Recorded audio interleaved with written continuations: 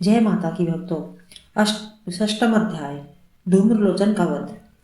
मैं सर्वेश्वरी भैरव के अंग में निवास करने वाली प्रोत्कृष्ट पद्मावती देवी का चिंतन करता हूँ।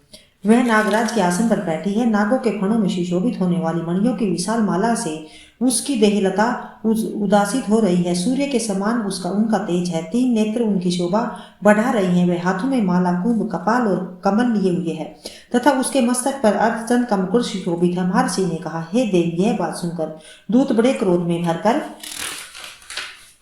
दैत्यराज के पास पहुंचा। उसे सारा हाल विस्तार पूर्वक सुनाया।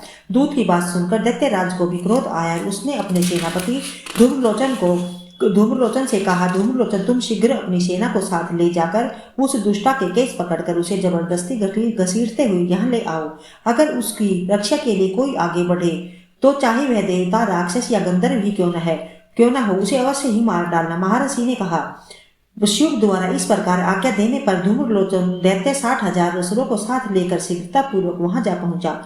वहां पहुंचकर उसने हिमालय पर रहने वाली देवी को ललकार कर कहा, अरे तू शुभ निशुभ के पास चल। यदि तू इस समय प्रसन्नता पूर्वक मेरे साथ मेरे मालिक के पास न चलेगी तो मैं बलपूर्वक तुझे बालों से खींचते हुए जबरदस्ती ले जाऊंगा। देवी बोली, तुम्हें दैत्यों के राजा ने भेजा है। तुम समय भी बलवान हो और तुम्हारे साथ सेना भी है, तो फिर मैं तेरा क्या कर सकती हूँ। महर्षि ने कहा। देवी के यूं कहने पर असुर धूम्रलोचन उसकी ओर दौड़ा। तब निकट आने के साथ देवी ने उसको अपनी शक्ति द्वारा एक हुंकार से ही भस्म कर डाला। फिर तो क्रोध में भरी हुई राक्षसों की महासेना और देवी ने एक दूसरे पर तीखे सहायकों, शक्तियों तथा फरसों की वर्षा आरंभ की। इतने में देवी का वाहन सिंह क्रोध में भरकर भयंकर गर्जना करके गर्दन के बालों को हिलाता हुआ असुरों की सेना में कूद पड़ा।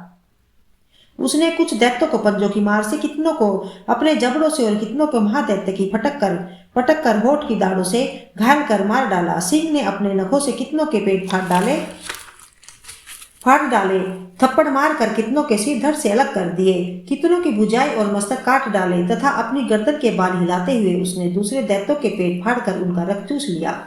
अत्यंत क्रोध में भरे हुए देवी के वाहन सिंह ने क्षण भर में ही असुरों की सेना का संहार कर डाला। शुभ ने जब सुना कि धूम्रलोचन असुर को भवानी ने मार डाला है और उसके सिंह ने उसकी सारी सेना को ही समाप्त कर दिया है, तब उसके क्रोध का पारावार न रहा। क्रोध से उसके होठ फड़फड़ाने लगे। उन्होंने चंड और मुंड 2 महादैत्यों को आदेश दिया, चंड और मुंड, तुम लोग अपनी सेना के साथ हिमाचल प्रदेश में जाओ और देवी के बाल पकड़कर घसीटते हुए उसे यहाँ ले आओ। यदि वह इस प्रकार उसे पकड़ न ला सको तो समस्त असुर सेना प्रयोग करके मार डालना, और जब वह और उसका सिंह दोनों मारे जाए तो फिर अंबिका को बांधकर अपने साथ ले जाना। ओम नमः चंडिकाय।